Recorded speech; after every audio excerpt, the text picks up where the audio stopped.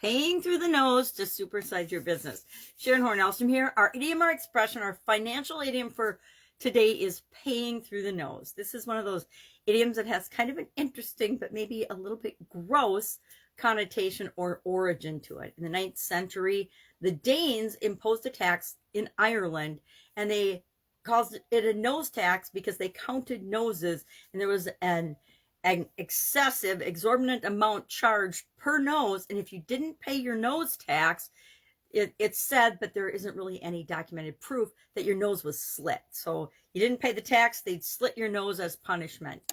Yikes, right? I don't know if that meant cut it off, because I don't think they would cut it off, but they would at least slit it. Maybe they'd slit it down the middle and you'd have a big old scar so people knew you didn't pay your taxes. I don't know. There wasn't any documented evidence of that back to the 9th century, but it still sounds like a gruesome practice anyway.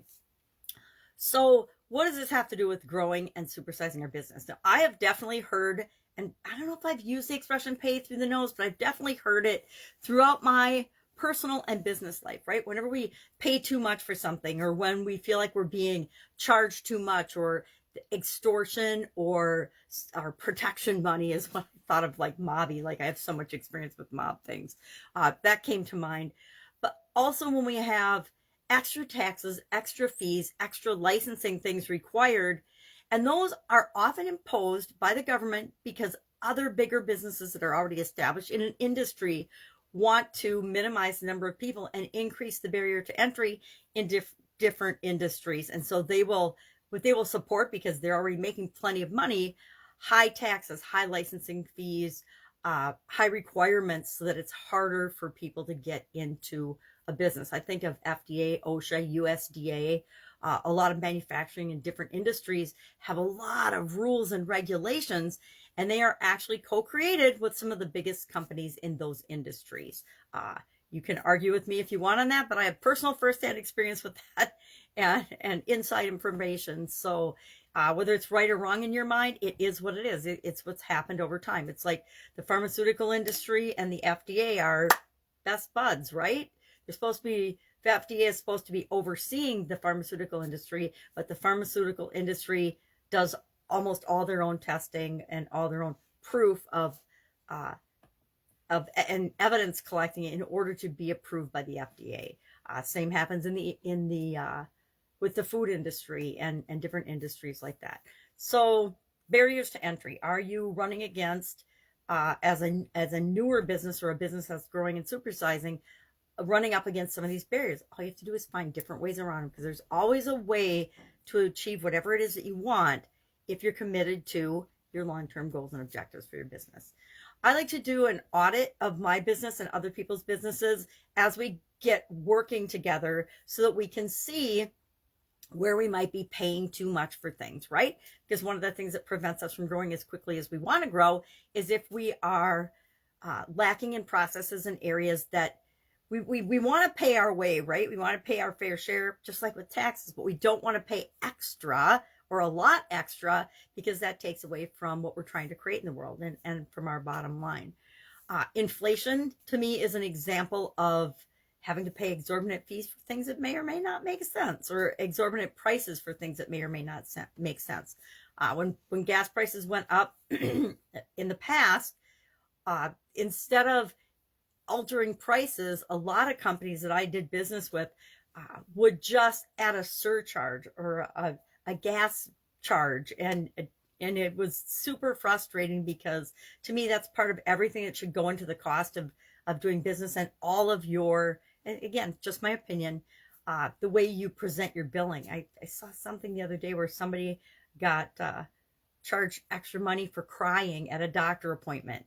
I don't know about you, but if I got a bill that had called out that I cried, and I had to pay $40 for that for a doctor, I would be mad. I would be calling and questioning that. So, and yeah, it's only $40, but guess what? It's those things that we don't notice that add up over time. So I suggest, auditing and paying attention to your bidding process, paying attention to bills and things that you just pay automatically without considering them, because sometimes those have added fees and exorbitant fees. Think ATM fees. You have to pay to use your own money. I remember, and I don't know if banks are still doing this because I don't really pay attention, but for a while before COVID, if you took cash out of your own bank account, or if you put cash in, they would charge you for that. They would charge you for change. I'm like, that doesn't make any sense. But every business is out looking for ways to make money, and we don't have to do business with anybody that doesn't feel right for us.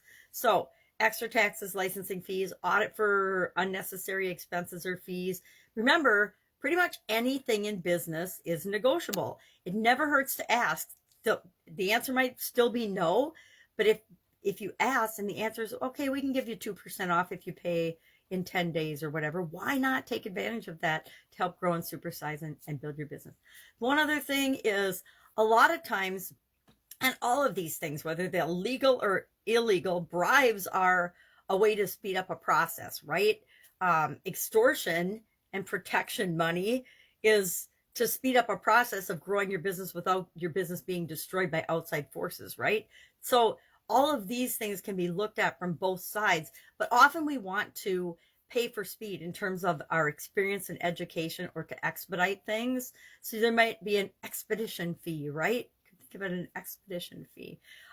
Paying for coaching and training and learning from other people's experiences and masterminds is a great example of paying for speed. And sometimes those programs cost a lot, but the transformation and the speed at which we get the transformation we're looking for is much quicker, and therefore it's a much more profitable investment in our time and energy and money than a lot of other things might be.